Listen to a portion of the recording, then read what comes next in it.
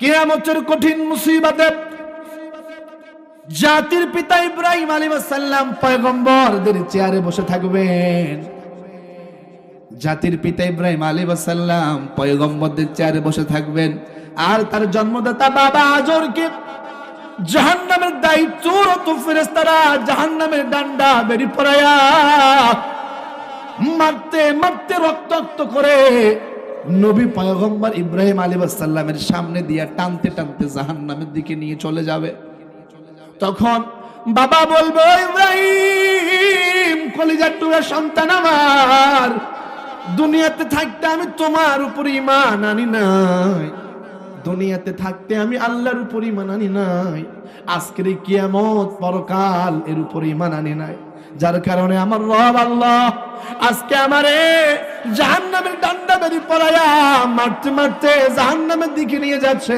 বলে, যার টুকরা সন্তান ইব্রাহিম, আমি তোমার বাবা আজর, আমি তোমারে বলছি আজকে তোমার উপর ঈমান আনলাম, তোমার আল্লাহর উপর ঈমান আনলাম। মনে রাখবেন, বাবা যত অন্যায় করুক না কেন, বাবা তো বাবাই, সন্তানের দিল। নবী ইব্রাহিম বলবে, ওগো রব, ওগো আমার মালিক, তুমি তো আমাকে বলেছিলে আমি তোমার খলিল, আমি তোমার বন্ধু, তুমি তো বলেছিলে আমারে কখনো লজ্জা দিবা না। ওগো মালিক আমার রব, আজকে আমার সামনে আমার জন্মদাতা বাবারে মারতে মারতে রক্তাক্ত করে জাহান্নামের দিকে নিয়ে যাচ্ছে। ওগো মালিক, আমি বড্ড লজ্জা পাচ্ছি। তার মানে ডাইরেক্ট বলতে পারে না আল্লাহ মাফ করো, কারণ বাবা তো মুশরিক ছিল। এই জন্য একটু হেকমত খাটায় বলে, মালিক তুমি তো বলেছো আমারে লজ্জা দিবে না, আমার বাবারে টানতে টানতে আমার সামনে জাহান্নামের দিকে নিয়ে যাওয়া হচ্ছে, আমি বড় লজ্জা পাচ্ছি। তখন আল্লাহ রাব্বুল আলামিন বলবেন, ইন্নাহু মান ইউশরিক বিল্লাহি ফাকাদ হারামাল্লাহু আলাইহিল জান্নাহ ওয়া মাওয়াহুন নার ওয়া মা লিয-যালিমিনা মিন আনসার। খলিল বন্ধু আমার, তুমি কি শোনো নাই, যারা ইমানহীন বেঈমান ইমানহীন ব্যক্তিদের জন্য আমি আল্লাহ আমার জান্নাতকে হারাম করে দিয়েছি। ও মনিরামপুর জিগরগাছাবাসী, বলেন তো জান্নাতের মালিক কে? জান্নাতের মালিক আল্লাহ বলছেন, খলিল আমার, আপনি কি শুনেন নাই, ইন্নী হারামতুল জান্নাতা আলাল কাফিরিন, কাফের মুশরিক বেঈমান মুনাফিক ইমানহীনের জন্য আমি জান্নাতের মালিক আল্লাহ আমার জান্নাতকে হারাম করেছি। তার মানে আপনার বাবারে আমি আল্লাহ মাফ করব না। আপনার বাবা, আপনি আমার খলিল, আপনি আমার বন্ধু, আপনার বাবা ছিল বেঈমান ইমানহীন, তাতে কোনো সমস্যা নাই, আপনার বাবারে আমি আল্লাহ জাহান্নামে দেব। আল্লাহ বলবেন, খলিল আপনি চক্ষুটা বন্ধ করেন। জাতির পিতা পয়গম্বর ইব্রাহিম আলাইহিস সালাম চক্ষুটা বন্ধ করে আবার যখন মুহূর্তে খুলবেন, তখন দেখবে তার জন্মদাতা বাবারে আল্লাহ শুকর বানাই দিয়েছে।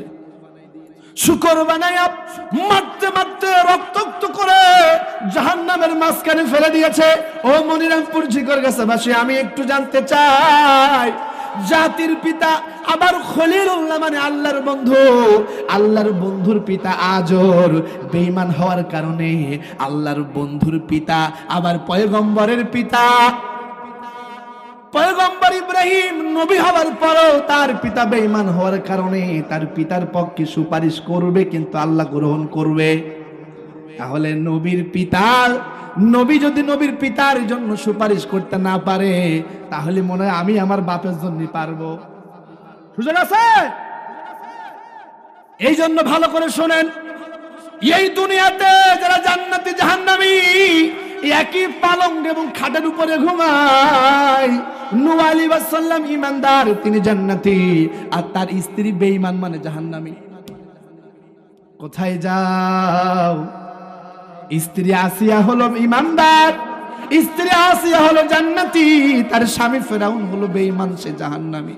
তার মানে এই দুনিয়ায় যারা জান্নাতে যাবে জাহান্নামে যাবে, একই খাটের উপরে ঘুমায়, একই পালঙ্কের উপরে ঘুমায়।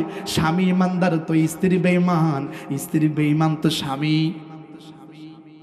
ইমানদার ও মুসলমান, সন্তান সন্তান বেঈমান তো বাবা ইমানদার, আবার বাবা বেঈমান তো সন্তান ইমানদার, ঠিক কিনা বলেন? তার মানে এখন আমার বাবা আছে কিয়ামতের ময়দানে, ইয়াউমা ইয়াফিরুল মারউ মিন আখিহি ওয়া উম্মিহি ওয়া আবিহি। আমি বলবো বাবা আমি তোমারে চিনি না, চিনি না। আমি বলবো কলিজার টুকরা সন্তান আমি তোরে চিনি না। নেতা বলবে আমি তোরে চিনি না, কর্মী বলবে আমি নেতা তোমারে চিনি না। কেউ কাউকে চিনতে চাইবে না, কারণ দুনিয়াতে যারা বেঈমান ছিল, বেঈমানদের কপালে আল্লাহ জাহান্নামে সিল মেরে দিবে, আর বেঈমানদের পক্ষে কেউ পরিচয় পর্যন্ত দিতে চাইবে না। আজকে আমি আমার বাবার পরিচয় দিলাম, কিন্তু বিশ্বাস করেন কিয়ামতের ময়দানে যদি আমার বাবা বেঈমানদের কাতারে যায়, আমার বাবারে আমি চিনবো না। আবার আমি যদি বেঈমানদের কাতারে যাই, আমার বাবা আমারে চিনবে না। তার মানে আপনার আমার স্বামী স্ত্রী সন্তান পিতামাতার সঙ্গে সম্পর্ক থাকবে ততক্ষণ, যার ইমানের উপরে থাকবে যতক্ষণ। আপনি ইমানের উপরে আছেন তো আপনার সঙ্গে সম্পর্ক আছে, ইমানের উপরে নাই তো আপনার সঙ্গে কোনো সম্পর্ক